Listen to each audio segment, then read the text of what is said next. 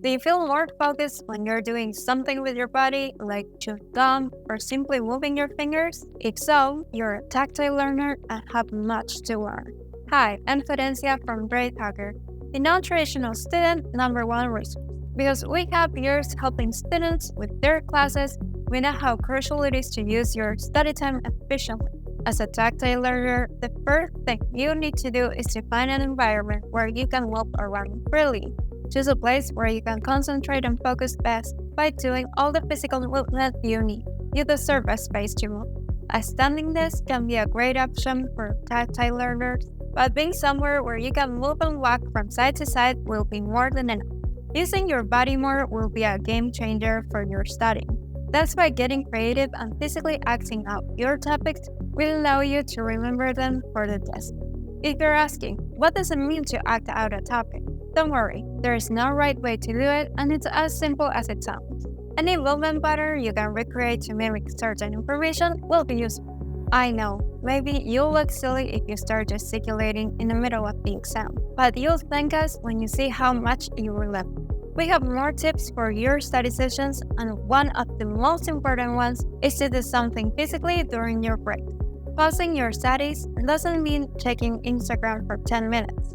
It means moving around after being sat down for a while. Move during breaks and you'll regain the necessary focus to go back to study.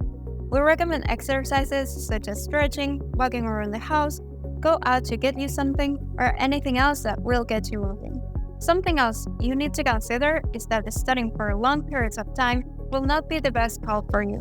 You're a tactile learner. Sitting in the same chair for many hours is useless, will drain your energy and keep you out of focus.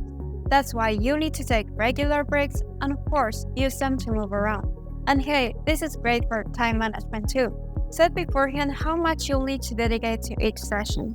In our experience, we recommend the Pomodoro technique.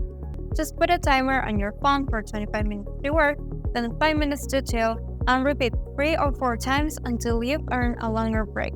Our next tip is to write and rewrite your notes as many times as you need. Since your memory depends a lot of movement, writing your study notes on paper instead of typing them on the computer will help you. At first, it sounds like a dull choice, as using a keyboard is faster. The point here is that you move your hands, do the activity of manually writing, and remember more things. Plus, by reading, writing, and rereading what you wrote to check that you've copied correctly, you're reading the text 3 times in a session. Do this one and then repeat it. Rewrite your notes until you fully understand the topic. The more you write and rewrite, the more information your brain will absorb. And if this works for you, then you have something of a visual learner too. Last but not least, we have the ultimate tip for tactile learners: chew gum. Yeah, really, I'm not joking here. As the repetitive movement of your jaw will keep you focused on the task and help you remember what you're studying. These were all simple tips. The keyword is move, but follow them, and you'll be an exceptional tactile learner that has no problems when studying. But there are other learning styles, and it's likely you have a mix of them too.